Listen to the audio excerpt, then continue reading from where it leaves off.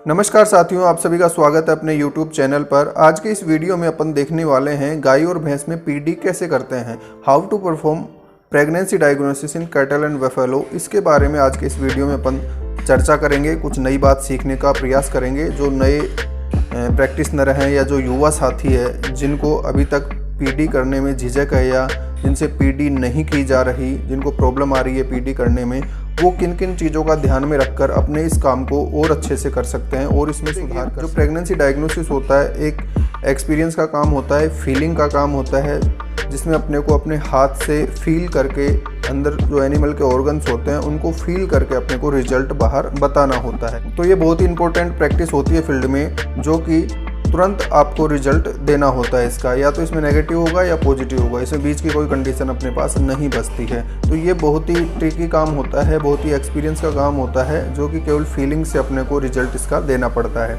तो दोस्तों, आज के इस वीडियो में अपन देखने वाले हैं जो नए साथी हैं उनसे पीडी करने में प्रॉब्लम आती है। अब कोई भी गायनेकोलॉजिकल कोई सा भी ट्रीटमेंट हो या आर्टिफिशियल इंसेमिनेशन हो या कोई इंट्रायूटेराइन अपने को करना है, कोई सा भी गायनेकोलॉजिकल ट्रीटमेंट करने से पहले अपने को पीडी करना आवश्यक है या पीडी करना आना चाहिए। अब अगर पीडी करना ही अपने आएगा या नहीं आता है तो उस केस में अपन आगे नहीं बढ़ पाएंगे। ठीक है, अब देखिए, जैसे आर्टिफिशियल इंसेमिनेशन का एक वीडियो देखा था अपन ने कि how to perform artificial insemination in field condition. तो एआई करने से पहले अपने को एनिमल को चेक करना पड़ेगा कि वो पहले से प्रेग्नेंट तो नहीं है। प्रेगनेंसी को रूल्ड आउट करने के बाद ही अपन उसमें आर्टिफिशियल इंसेमिनेशन या एआई करते हैं। अगर प्रेग्नेंट एनिमल में एआई कर दी जाएगी तो वहीं आपका सब कुछ खत्म हो जाएगा।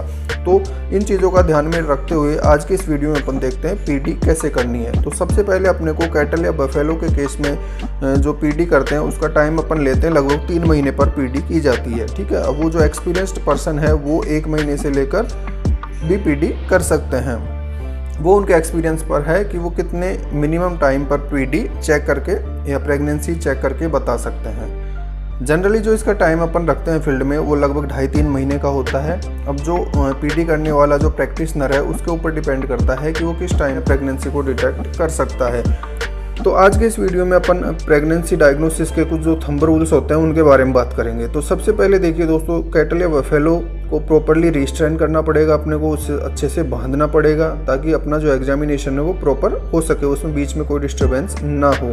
दूसरा, उसमें अपने को ध्यान में रखना है कि जो अपना लेफ्ट हैंड है उसमें अच्छे से स्लीव पहननी है, स्लीव को अच्छे से लुब्रिकेटेड करना है और फिर कोनिकल शेप में अपने को रेक्टम में हाथ इंसर्ट करना होता है। उसके बाद में बैक रैकिंग करते हुए उसका पूरा डंग, उसकी जो फिशेज है एनिमल की, वो बाहर निकालनी होती है। और बैक रैकिंग करते टाइम अपने को ये ध्यान रखना होता है कि वो हवा अंदर रेक्टम में ना भर जाए। तो इन चीज़ों का ध्यान में रखते हुए फिर अपन क्या करते हैं, उसके बाद में आगे बढ़ते हुए सर्विक्स फोल्ड करते हैं। अब इसमें इम्पोर्टेंट पॉइंट ये आता है कि कितना हाथ अपने को अंदर इंसर्ट करना होता है। जो युवा साथी हैं वो या तो बहुत आगे चले जाते हैं जहाँ पर उनको सर्विक्स वगैरह कुछ भी हाथ में नहीं आती है।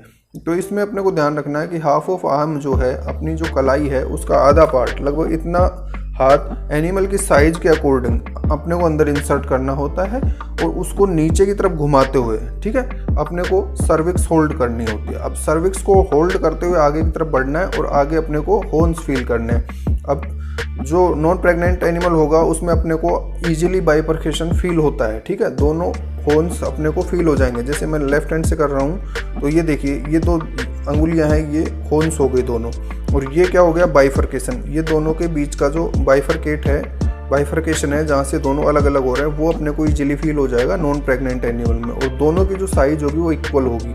अब एनिमल अगर हीट में है तो ये दोनों रिजिड होंगे, ठीक। हीट नहीं होगी उस केस में क्या होंगे, एकदम फ्लैसिड होते हैं, ठीक। अब प्रेगनेंसी के केस में क्या होगा, एक जो हॉर्न होगा वो दूसरे हॉर्न की कंपैरिजन में लार्ज होगा। ठीक है, 3 महीने की प्रेगनेंसी की बात करें अपन तो लगभग एक गुब्बारे जैसी स्ट्रक्चर अपने को फील हो जाती है वहाँ पे अंदर।